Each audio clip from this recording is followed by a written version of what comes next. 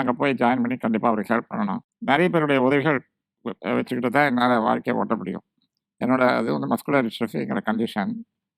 So நான் வந்து எனக்காக வேண்டி தான் நான் சம்பாதிச்சுக்கிட்டு நான் பண்ணிட்டு இருந்தேன்னா, அதுவே எனக்கு ஒரு கில்ட் கான்ஷியஸாக இருந்துச்சு.